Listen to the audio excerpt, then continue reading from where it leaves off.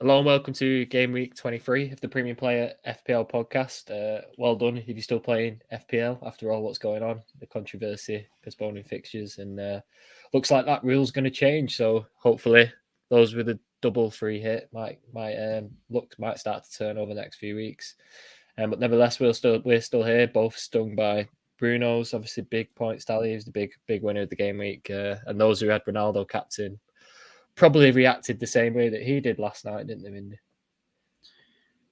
Oh yeah, horrible week for people who didn't have Bruno. I guess it was all right for people who brought him in but didn't captain him. But yeah, it all stems from Rangnick being a shithouse. Like he's joined the canon of like Mourinho saying like that whole. Remember when Son was fit and then he said he wasn't fit and then he was fit, and then this is like the opposite. Because there would be a lot of managers in my position who, if they thought Ronaldo wasn't fit, they would and didn't have a captain, they would have brought in Bruno for a hit. Because I could have easily done that Son to Bruno if judging by his performance last night, he wasn't fit. Well, his chest was fit. That'll only make sense to people who saw the goal, won't it? It'll sound quite odd to anyone else. Yeah, it's a huge swing. Like if people have risen like 40, 50k from that, haven't they? Depending on where you are. So yeah, it's one of those weeks. It's a bit like there was that week last season where Stones scored 2 headers. And a lot of people didn't have Stones; they had Diaz or whatever.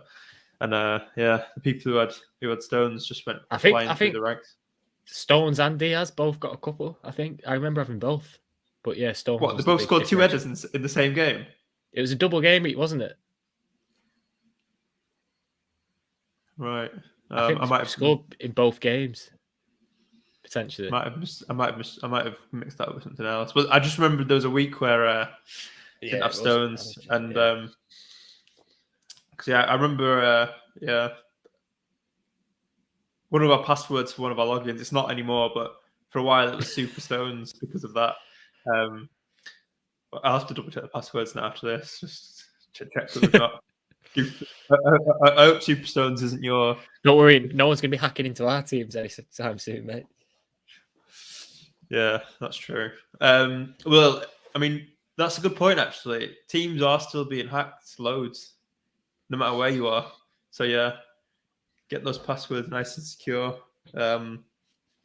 Stick some numbers and some symbols in. Other admin, Friday deadline again, really annoying. But it is what it is. We don't have the news of the Villa double game week, or Leeds is double game week, which highly rumoured to be dropping. It's not here yet, so I'm not really sure if it's going to come tomorrow or what will happen if it's announced after the deadline. I guess what we'll do for this is like we'll say what our plans are if it does get announced tomorrow and if it doesn't, and then people who are listening to this can decide. We're recording this late on a Thursday evening, 8:30. So we'll try and keep it short so you've got time to listen to it tomorrow on your lunch break or something. What else admin-wise? Premium_FPL. Follow us on Twitter, same on Instagram. And please give us a like and subscribe on YouTube. Sorry we're a bit late after the advertised time. Now that Callum works at City, it's difficult working around his schedule. You just have to... It's a bit like when you're waiting for a really hot girl to turn up at a date and you sit there thinking, I've been stood up. You've been waiting 30 years, haven't you? So we will try and keep it short. Also, because Callum's got Apprentice to watch at 9. So, any more ribs? But I couldn't let you have the last word there with that 30 years one. But I don't know how you watch The Apprentice. like they just pick contestants that are awful on purpose to make it so cringe and like unwatchable. It's just classic trash telly, though, isn't it? Easy watch. I think it'd be better. It doesn't cause too much thinking. I think it'd be better if they actually picked good people. It'd be more interesting to watch, like actual intelligent people doing those things. It'd make it like something you'd actually want to watch. I think. I don't know. People might be saying the same about FPL podcasts. True. What are we the trash? I suppose we are. We do actually market ourselves as the trash TV of the FPL thing, don't we? That's why we do the forfeits. That's true. That is so. Trash FPL is our niche. So running order this week. Have you? I think I've got it to hand here. We don't have it as a slide this week for the YouTube watchers, but I'll run through it now. So the first thing to look at is the postponement. So yeah, the COVID rules are changing. I think in the Premier League, the Athletic had that this week. So there should be less games being postponed from now on. This week might actually be the first week in a month or two which doesn't have a game postponed. Hopefully, just touch the current rules, man. Absolute. Arsenal let another player go out on loan today. It's bonkers. Yeah, it is bizarre, isn't it? Especially when you look at how strict the rules are in some of the other leagues. But Bayern have had to play loads of games with just a bench full of kids and like players playing in completely the wrong positions because of people out of COVID, and they're just getting the games on, cracking on. Whereas here, it's been very lenient. It just puts a big asterisk on this season for me. This season probably won't count. Yeah, of course. Does that mean for City win the league as well? It doesn't count. What was I going to say? Oh, we were going through the running order. So yeah, we're going to look at the teams that have loads of games to catch up on. Burnley have 5 games to catch up on, so there's something to look at for sure. Wouldn't normally consider Burnley players, but 5 games compared to other teams having 2 or whatever, it's quite a big swing, that, isn't it? So that's worth looking at. And then also we're going to look at City again because they've got 3 pretty plum games coming up. So especially if the double game week doesn't get announced, City options will probably be the main target for people's transfers this week, I think. And then we've got some new stuff to look at with Aston Villa, a bit more data to go on. And obviously there we'll talk about who we like if the double game week does get announced. And then I think that's it. Yeah, try and keep it short and sweet. Cool. Well, we've already gone overtime with your intro, so let's keep it going. Well, you butted in, started talking about the bloody politics of the COVID rules. So this is your team.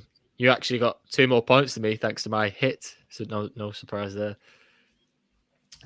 Yeah, the big regret actually for me with this game week, apart from the Bruno thing, was the fact that rather than saving a transfer, which is what I'd said I was going to do, I bloody panicked like half an hour before the deadline and thought I should bring someone in for the double, and I brought in Mount, and that was an absolute waste of a transfer. I'm not really sure. Looked good in the City game, to be fair. Yeah. His hair looked good on the bench, didn't it? But anyway, to run through my team, played Sanchez this week because of the double. Cancelo and Trent both delivered. They've been amazing this season, but pretty sure most active players have them, so not really much rank to be gained with them. Alonso, another Chelsea disappointment. Should probably just quickly mention, actually, Chelsea have been absolutely horrendous the past month or two, haven't they? There was a stat that something about, because they've had a lot of draws recently, and I can't remember it exactly, but their wins over the past 2 months is similar to Norwich's number of wins, which is unbelievable. Yeah, what makes it less exciting though from FPL is they've got the Club World Cup, haven't they? So everyone's going to get them out regardless. There's no decision to be made. I think though, didn't have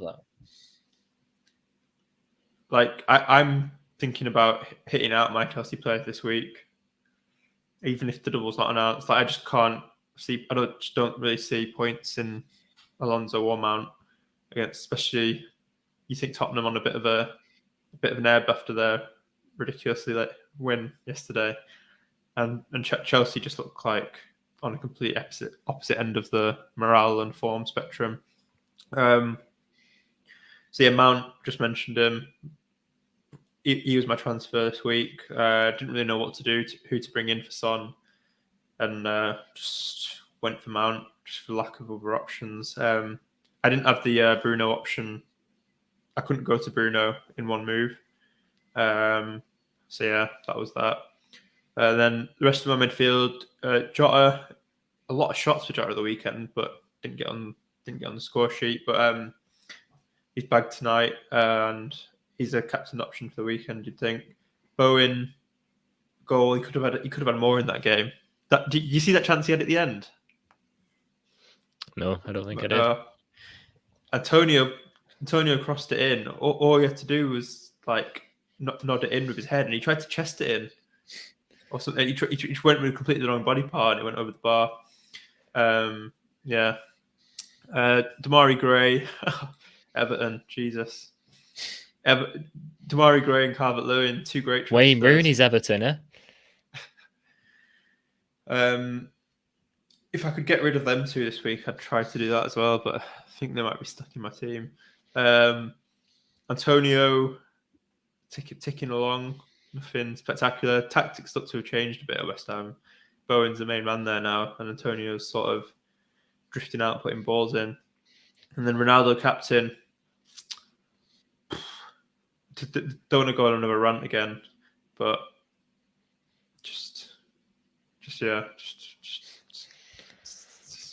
that's that. Right, we'll quickly move on to. Oh, you want to go through your rank, or well, you can see it on the screen. Maybe for the podcast listeners. Rank. So yeah, my current rank is 109k, and last week it was 85k. So dropped 25k places. Not great, but like you were saying, all chips intact and stuff, so it's not the end of the world. I'll quickly move on to my team. So I got 54 and 4-point hits, or 50. Obviously Ramsdale didn't have a game. Trent, Cancelo, same as you. Reguilon, bit disappointing one. Obviously first game called off, North London derby. Dallo 3. United's defence. Those a lot of people with De Gea who would have got, was it 4 points? Did he get a save point last night? But even still, not very good. Damari Gray, looking to get him out for Foden probably this week. Bowen, Jota, Ronaldo, Kane, King. Yeah, King continues to Watford, another one. They got 4 fixtures to be rearranged. So yeah, interesting. Quite pleased brought in Kane, and but unfortunately Maddison as well. My other choice was bringing in Bruno, which would have been a lot better, but Kane was a decent shout in the end. And Maddison actually got a goal. I ended up benching him because the game was postponed, wasn't it? But yeah, in hindsight, probably a better option than Damari Gray. Despite the I'm amazed you didn't play Maddison ahead of Gray still. He had Norwich at home though, didn't he? Was it at home or away? But yeah, I thought that was a better fixture than Spurs. 10 shots Kane had last night. 10 shots. So he had more shots in that game than he did in all of August and September. Right, but yeah. His assist at the end was class as well for the last goal. Yeah. He looks like back to that mode of like shoot on sight sort of thing. And Son's come back into that team as well. Tottenham, if they can build on that, might be looking decent attacking wise. Yeah, Kane was supposed to be a quick stopgap and keep Ronaldo, but obviously for Salah coming back, but might be Ronaldo that leaves now. We'll see how that situation develops. And are you gonna treat us to your 400k? Moving on into the postponed fixtures. So as you can see here, quite a big disparity. Obviously, Burnley got 5 games postponed. City 0. So that is just mental, isn't it? Like the Premier League are probably happy that the teams that seem to have a lot of fixtures left aren't in European competition, which makes it better from a rescheduling point of view. Obviously, United, Liverpool, Chelsea, City in the Champions League haven't got too many fixtures between them. Obviously, Spurs are out of the Conference League. West Ham in Europa League, they don't have a postponement. So that's actually made it easier, hasn't it, for the Premier League? If those fixtures were kind of reversed and it was the Champions League ones, then they would have really struggled to get them all in. Yeah, so just to explain for the podcast listeners, got a what would you call this? A chart, a graph? It's not a graph, a graphic showing up the teams that have fixtures to be rearranged and how many they've got. So this is from Lego Mane on Twitter. So if you're listening to this on the podcast and you want to see what we're on about, check out Lego Mane on Twitter. Similar sort of account to Ben Crellin, very useful for fixture planning. That's all that sort of thing. So yeah, Burnley, lots of fixtures. Arsenal also have 4.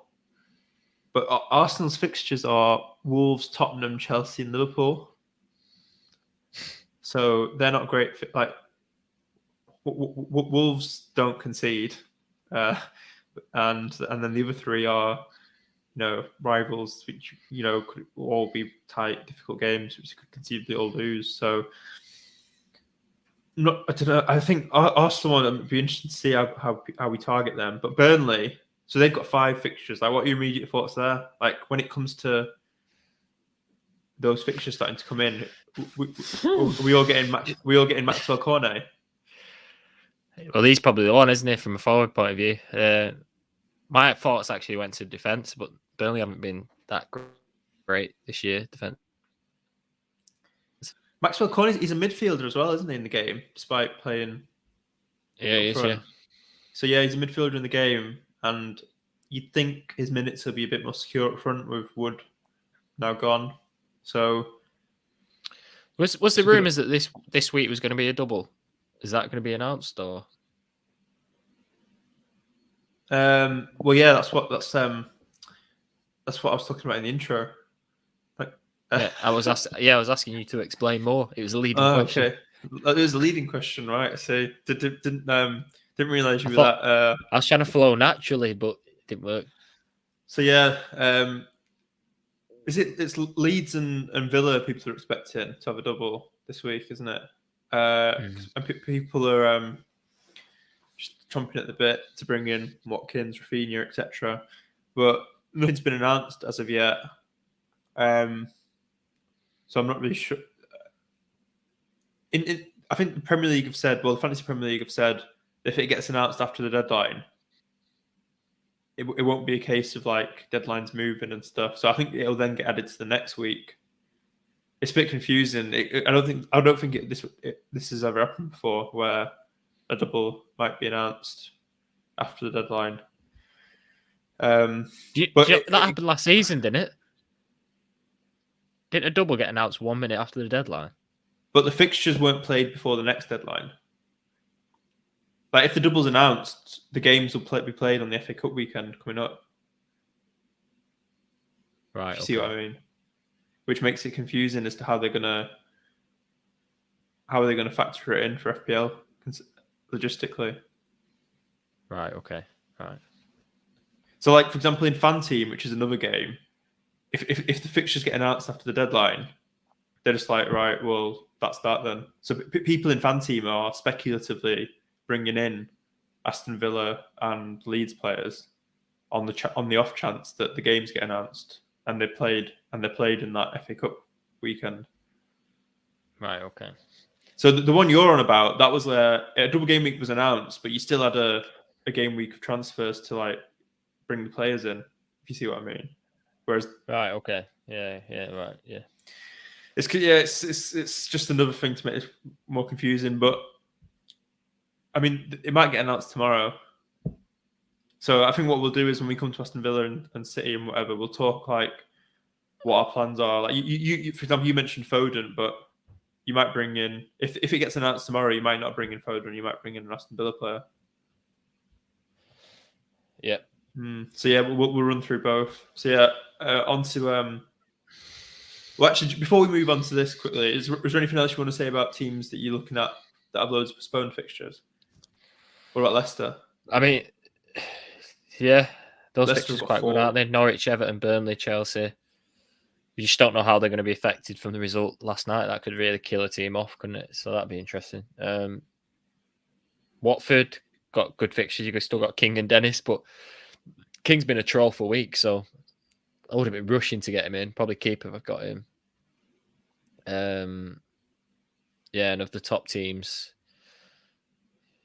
probably Liverpool's 2 fixtures, Leeds and Arsenal, don't look that difficult on paper. So, yeah, a lot to ponder here. It's worth thinking about when you make transfers. How many? The luxury that those with a wild card have is maybe don't think into it too much. And when these games start to get rearranged and play wild card, then that's another thing to think about. Yeah, if you are playing your wild card like in the next couple of weeks or something, you could fill your bench spots with some of the cheap players from these teams. Like you mentioned Burnley defence before. Just stick Lowton in as one of your bench options, and then you've got a player with all these extra games coming, some stuff like that. So yeah, let's move on. So this is from. Go on, you go for it. No, well, I was just gonna ask you a leading question. But yeah, but no. So as City correspondent, you can talk through this. This is Late Riser's tweet from Twitter on the stats of the City players. But yeah, I'll let you chat through who you like. Yeah, so on here, obviously, the last 6 games, Sterling factors quite highly, doesn't he? They've all had quite similar returns in terms of goal assist, but his XGI is almost double De Bruyne's and Foden's. His mins per expected goal involvement is almost half. Is almost half the minutes of them 2 as well. Shots quite similar, which is quite interesting, which suggests Sterling's shots are inside the box, which you'd think from Sterling. As you can see there, shots in the box, 13, 9, 8 for Foden. Big chances, Sterling 6. But obviously De Bruyne, the big chance creator at 20. De Bruyne's been brilliant last few games. Chelsea performance, he was really good. He's kind of back to form, really. But the thing that puts you off Sterling De Bruyne is the imminent arrival of Salah. But if Kane didn't bring out the performance that he did last night, then there's an argument for going without a premium striker, isn't it? And getting Sterling De Bruyne in if you wanted to. But one thing to bear in mind here is obviously Foden, 4 million less than the other 2 almost. So yeah, that's one to think about when you compare these stats. So is that mainly why you're leading Foden? Yeah, more just for team value, I think. Yeah, just to fit Salah in and a big. I know they've not performed well this season, but I still like having a big premium striker in just so you can kind of move to someone that does fire. But whether that happens or not, this season's been quite an anomaly in that sense. The other thing that's factor in with the City players is that Champions League returns after this next break, doesn't it? Yeah. How do you think it'll work in terms of, like Pep sometimes has this Champions League team, Premier League team. Do you think Foden will be in the Premier League? Or because before Christmas, it was Mahrez kept playing in the Champions League, didn't he? And he very rarely played in the Premier League. That was quite interesting to think about.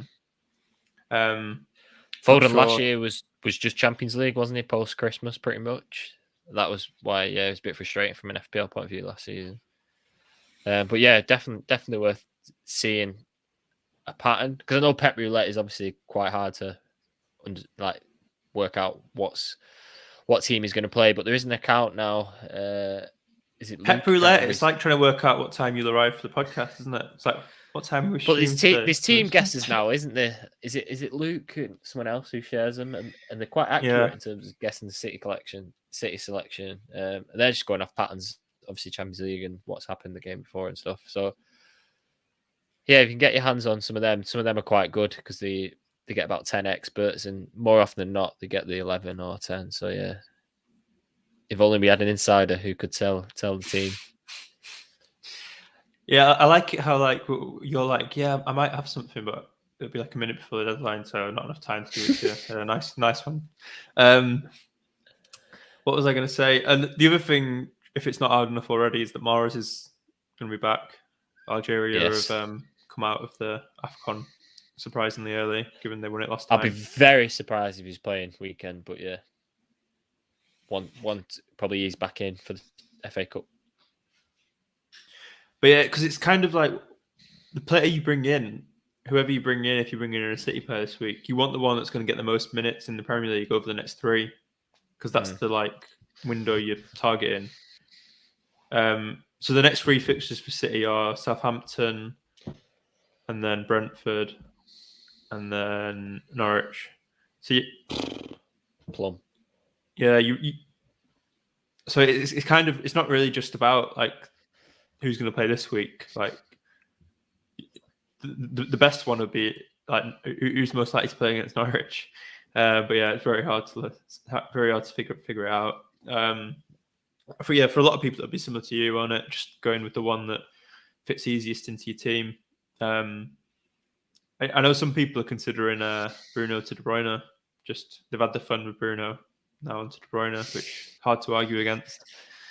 The other option for me is Reece James, who I've still got on the bench. Take him out for Diaz. That's another way to play it because he's quite safe in terms of stats. But I think for those 3 games, you want to take the gamble with a midfielder, don't you? Hope you get it right. What happened with Diaz at the weekend? Can't say. You can't say. But is he? I think he was just ill. Right. Okay. Coming back from illness. I see. So it's not going to be. It's not nothing to read into that. No. No, I don't think it was tactical. No. Okay. Yeah. Fair play.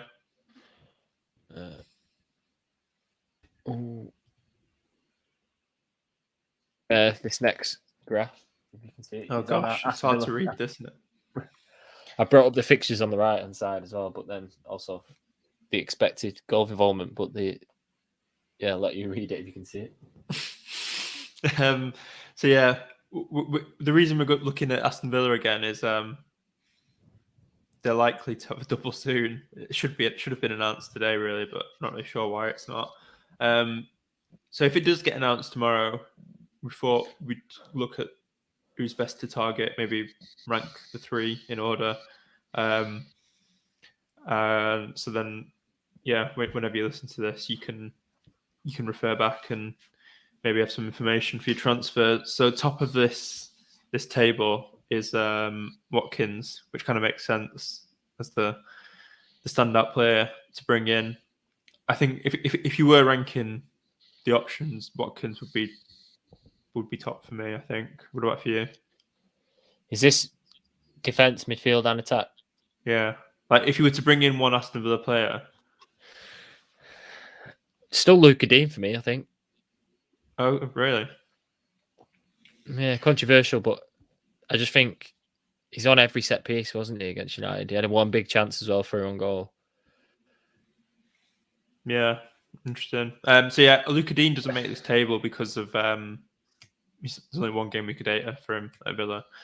Do you think though? I think the only thing that puts me off Luca Dean is just the fact that Target, it's so fresh. The fact that he's come in, and if they have a double, would obviously the fixtures will be quite close together in a double. Would he maybe like give? I think the fact that he played against United, so what is it? Day after he signed, that kind of sends a message, doesn't it?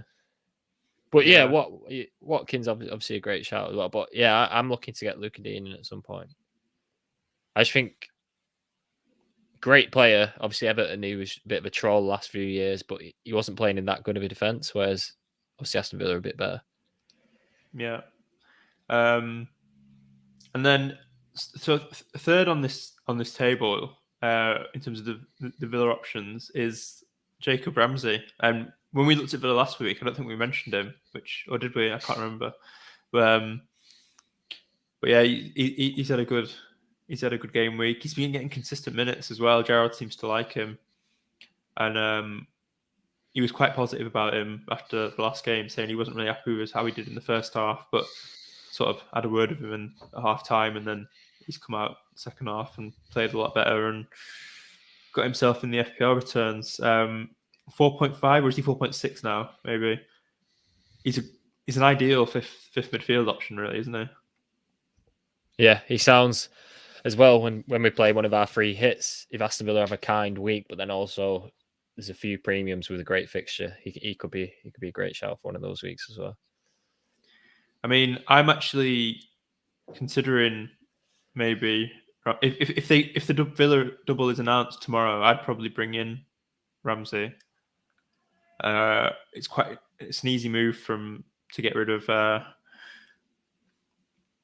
Smith Rowe in my team, and yeah, I think a lot of people who have Smith Rowe as their fifth midfielder, Jacob Ramsey's a good option, and then you could bring in Watkins or Dean as well if you were going to go for a hit, because I think a lot of people, it'll come to whether you want to how you want to spread it. You could go Ramsey and Coutinho, or you could go Ramsey and Watkins, but get in maybe like an expensive defender, because Dean's not that cheap, as well as Coutinho and Watkins would probably be unworkable for a lot of teams. So in one of the options, you're gonna have to go for the cheaper one. Where do you think the best place to make the compromise is? Like, would you, if you were bringing in a Villa midfielder, would you say, a lot of people are saying it's Coutinho or nothing, but Coutinho's another one where I think he's just probably give it one more game though, isn't it? If he scores again next game, then he's gonna be a real bandwagon. You can see him being a bit of a talisman for that Villa team, can't you? So yeah, interesting. He's very kind in the price, I think, at 7 mil as well. If he gets a bit of form behind him. So if the double was announced tomorrow, would you not? What would you do though? If Villa had a double announced tomorrow and you had to get someone this week, would you get Coutinho ahead of Foden? I'd probably just go Dean from James. Do it that way, just because it's team dependent. But if they had a, you don't know if he's going to start, do you? You don't know if he might get eased in. Obviously, didn't start the United game. It's tricky. Because yeah, that's the other thing with their slots now up front in the forward line. It's someone's got to miss out, because you've got Buendia, Coutinho, Watkins, and Ings, and they can't all fit into the front three system that he seems to be playing. So it's tricky to know when. A lot of people are just assuming it's going to be Ings benched, but I can't see Ings just being benched forever and for all the games. Yeah, it's one to think about anyway. I'm looking to get an Aston Villa player, and I think especially if the doubles announced. So it'd just be one regardless, would it? Probably just the one, yeah. Right. I think if the double is announced, I'd probably end up getting two. Interesting. But yeah, if it gets announced tomorrow, as you can see here, moving on to premium player segment, they're actually top of the ticker for the next 5, and that's without the double game week. So yeah, interesting. Yeah, so if it does get announced tomorrow, we'll get who we bring in on our Twitter. So check there if you want to see what we've done tomorrow if the double does get announced. No doubt I'll take another hit. So United here second, but on this fixture ticker, they just. Did you see Thomas Frank after the game yesterday? Yeah, he said battered. He used the word crap as well in his post-match presser. But I mean, I can sympathise with where he was coming from. United were awful. De Gea kept United in the game first half, and then it just fell for United in the second half after Ronaldo chested it on for bloody Bruno. So yeah, I don't think people will be looking to. I don't think people will be looking to get a lot of teams will already have United players, won't they? I wouldn't even be rushing to get Bruno in despite performance if you've already got Ronaldo. Maybe if you don't have Ronaldo, it's a bit more of a decision. But yeah, I think those who had Bruno got that. Obviously, don't want to say it's a bit of taste, but his 2 goals in the previous game as well. Bit fortunate about the first one. Yeah, he had 2 touches in the penalty area in that first game, but comes with 2 goals. Insane. Rangnick's also said he thinks he's better as an 8 rather than a 10, Bruno. So you would think that he's not going to be as far forward as he was in most games last season when he was the loved premium asset returning every other week. So, I mean, maybe you'll defy the odds and continue to get returns from the deeper position, but it's tricky to say that. So then City third. Obviously, we talked about their good fixtures. Everton, don't touch. West Ham, those fixtures don't look that great. Obviously, United, Watford, Leicester, Newcastle, Wolves, but they're actually fifth. So there's not. If they're fifth of those fixtures, there's not too many teams with a great run coming up, is it? It's down to the blanks that are happening soon. Yeah. So, who should we chat transfers? Yeah, I'm probably edging towards. Who was it? Yeah, Foden in for Gray. James for Digne, James for Diaz. Probably will be James or Gray exiting, I think, despite Everton's fixtures. I mean, it'll be both, won't it? You'll take the hit. Of course you will. Yeah, I don't even know why I'm trying to kid myself. I think in my team, it'll be Alonso and Mount going. I just don't want to have the Chelsea players there anymore. I think if I can afford it, I'll try and get rid of Gray maybe instead of Mount this week. And then I'll do Mount. I'll figure out a way to do Mount to Salah when Salah's back. But yeah, something like that. If the Aston Villa double isn't announced, I'm likely to be similar to you, getting Foden. If it is announced, then I'd probably forget Foden and go for just bring in two Aston Villa options instead. Right. The other thing is maybe a lot of people are considering Rafinha. Like if Rafinha doubles this week, he's a good option because even as a single game week, Leeds got Newcastle, and Rafinha he always looks class, but he looks like especially decent against West Ham. His best player outside top four, or top three probably. The other thing that's annoying for him is that until Bamford gets back, all the chances he creates are put on a plate for Dan James, who finds a way to miss them. Like we thought Bamford was bad for wasting golden Rafinha chances, but Dan James has taken it to a new high. Yeah, once Bamford's back, though, I think Rafinha becomes an even better option. But yeah, it's a tricky one to advise on what we're doing this week because it's all a bit up in the air. Nightmare season for that kind of thing. Difficult to plan. You can't really make your transfers until 10 minutes before the deadline, and then you wait till 10 minutes before the deadline, and then the site crashes. One for the ages this season. So yeah, and captain, we need to talk. Captain's very difficult this week. Who are you? Yeah, who are you?